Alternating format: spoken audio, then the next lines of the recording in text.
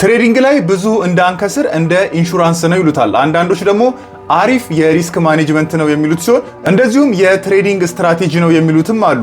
አንድን ኮይን በተመሳሳይ ሰዓት ዋጋው ይጨምራልና ዋጋው ይቀንሳል ብለን ሁለት ፖዚሽን ስንከፍት ማለት ነው። ባለፈው ቪዲዮ ላይ ፓርት 2 ባላችሁ መሰረት ዛሬ ፊውቸር ላይ አንድን ኮይን ዋጋው ይጨምራል እንዲሁም ደግሞ ኦፕሽን ላይ ራሱን ኮይን ዋጋው ይቀንሳል ብለን እንዴት ነው ፊውቸር ላይ የከፈትነውን ፖዚሽን ሄጅ ማድረግ የሚቻለው የሚለውን በደንብ እናያለን። ባይናንስ ላይ ፊውቸርም ኦፕሽንም ጎን ለጎን አሉላችሁ። ይሄ ስትራቴጂ ግን ሪስካችሁን ይቀንሳል ነው እንጂ ሪስካችሁን ዜሮ ያደርጋል አይደለም። እሺ ትሬድ ለማድረግ የፈለግነው ኮይን ቢትኮይን በዩኤስዲቲ ነው ብለን እናስብ።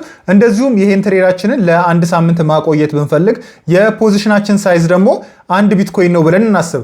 እንደዚሁ አሁን ቢትኮይን እየተሸጠው ያለው $78,000 ነው ብለን እናስብና እንጀምር። ታዲያ ምንድነው የምናደርገው? በዚህ ጊዜ ፊውቸር ላይ ዋጋው ይጨምራል ብለን ሎንግ እንገባለን።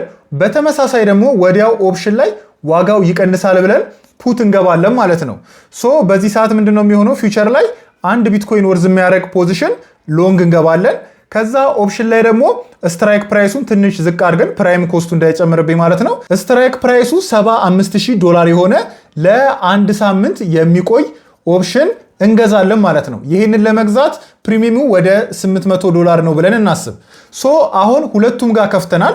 ፊውቸር ላይም ዋጋው ሊጨምር ይችላል፣ ኦፕሽን ላይም ሊቀንስ ይችላል ብለን ፖዚሽን ከፍተናል። ታዲያ የሳምንቱ መጨረሻ ላይ ሶስት አይነት ሴናሪዎች ሊያጋጥሙ ይችላሉ። የመጀመሪያው ባሰብነው መሰረት ዋጋው ቢጨምር ወይ ደግሞ ሊቀንስ እንዲሁም ደግሞ ባለበት ሊቀጥል ይችላል። የመጀመሪያውን ሴናሪዮ ስናይ ዋጋው ክራሽ አድርጎ $65,000 ቢደርስ ምንድነው የሚፈጠረው የሚለውን ስናይ የፊውቸር ፖዚሽናችን ምን ይሆናል? ወደ $13,000 ኪሳራ ያጋጥመናል ማለት ነው። ኦፕሽን ላይ ደግሞ በተቃራኒው ምን ይሆናል? በ75,000 ስለሆነ የገባ ነው 65,000 ሲደርስ ፖዚቲቭ 10,000 ይኖረናል ማለት ነው።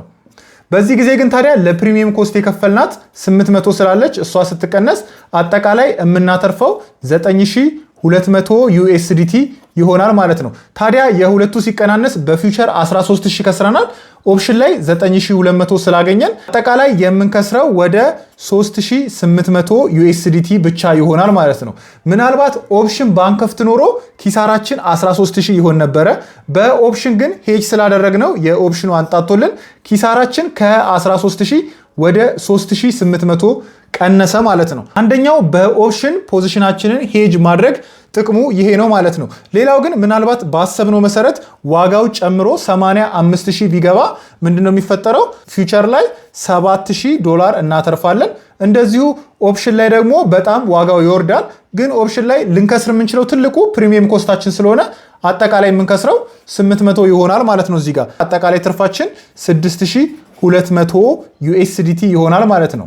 ሶስተኛው ሴናሪዮ ዋጋው ባለበት የሚቀጥል ከሆነ የፊውቸራችን 0 ይሆናል፣ የኦፕሽን ደግሞ ኔጌቲቭ 800 ይሆናል ማለት ነው። ታዲያ ይህን ምሳሌ ለቁጥር እንዲመቸን በአንድ ቢትኮይን አየነው እንጂ 0.001 አድርገን ከፈለግንም 0.01 አድርገን በፈለግነው ያህል አማውንት መሞከር እንችላለን ማለት ነው።